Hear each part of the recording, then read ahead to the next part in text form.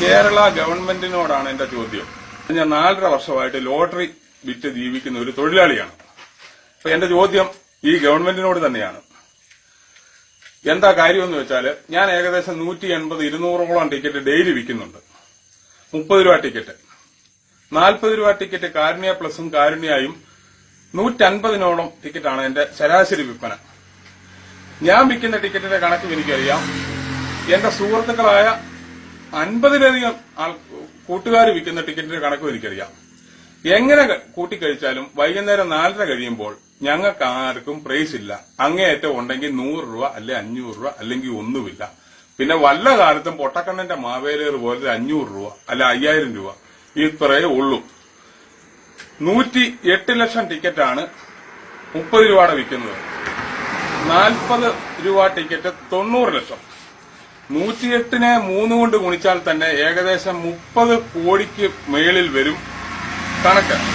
അതിനകത്ത് ഞാനൊരു ഏജൻസി, കോട്ടയം ജില്ലയിലെ 7110 K7110 ഏജൻസി ആയതുകൊണ്ടും അവിടെ വിൽക്കുന്ന ടിക്കറ്റിന്റെ റേറ്റ് എനിക്ക് അറിയാവുന്നതുകൊണ്ടും, പിന്നെ വലിയ ഏജൻസി, സബ് ഏജൻസി അല്ലെങ്കിൽ അതിന്റെ താഴോട്ട് വരുന്ന ഏജൻസിക്ക് സർക്കാർ കൊടുക്കുന്ന കമ്മീഷന്റെ വ്യവസ്ഥ അറിയാവുന്നതുകൊണ്ട് ഞാൻ പറയാം, എത്ര കഴിച്ചാലും ഒരു ടിക്കറ്റിൽ 22 രൂപ വെച്ച് സർക്കാരിലേക്ക് കിട്ടുന്നുണ്ട്. അപ്പം 100 കോടി ടിക്കറ്റ് വിൽക്കുമ്പോൾ 22 കോടി, 8 കോടിയുടെ കണക്ക് അവിടെ നിൽക്കട്ടെ. 22 കോടി രൂപ സർക്കാരിലേക്ക് വരുമ്പോൾ എന്നാ ശമ്പളം കൊടുത്തു, ഇമ്പളം കൊടുത്തു, മറ്റത് കൊടുത്താലും മറിച്ചത് കൊടുത്താലും 10 കോടി രൂപ കൊടുക്കാൻ പറ്റിയാൽ സർക്കാർ ഇതങ്ങ് കോപ്പ് നിർത്ത്. ഈ മനുഷ്യനെ എന്തിനാ പറ്റിക്കുന്നത്?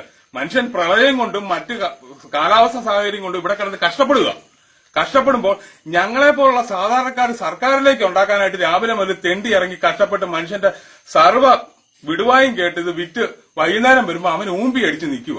അതുകൊണ്ട് പറ്റുമെങ്കിൽ 20 കോടി കിട്ടുമ്പോൾ 10 കോടി രൂപ ജനങ്ങൾക്ക് കൊടുക്കണം.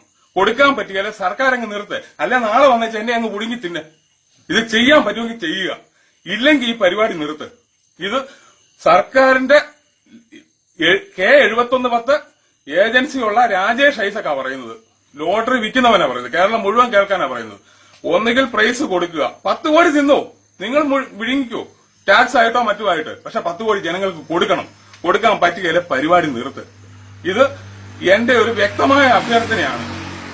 അപ്പം ഇത് കിട്ടുന്നില്ല എന്നാണ് ഞങ്ങളുടെ ബോധ്യം എന്താന്ന് വെച്ചാൽ, ഞങ്ങൾ വൈകുന്നേരം പല ലോട്ടറിക്കാരുമായിട്ട് പരസ്പരം സംസാരിക്കുമ്പോൾ ഒരുത്തിനുമില്ല ഒരു കുന്തവും. കൂടിപ്പോ 500 രൂപ അല്ലെ 100 രൂപ. ഞങ്ങളൊരു 50 പേര് വിൽക്കുമ്പോൾ ഒരുത്തിന് ഒരു 5000 12 അടിച്ചെന്ന് കേൾക്കണ്ടേ? ഇത് കേൾക്കുന്നില്ല. പിന്നെ എന്നാത്തിന് ഇത് വിൽക്കുന്നതാ?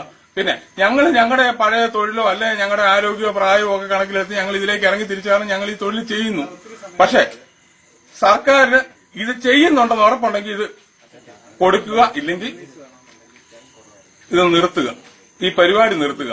ജനങ്ങൾ എന്നിട്ട് നിങ്ങളിപ്പോ ബ്രാൻഡിക്ക് തന്നെ പ്രളയം വന്നെന്നും പറഞ്ഞ് 30, 40, 50, 60, 100 രൂപ 80 രൂപ ഒക്കെ കൂട്ടിയില്ലേ?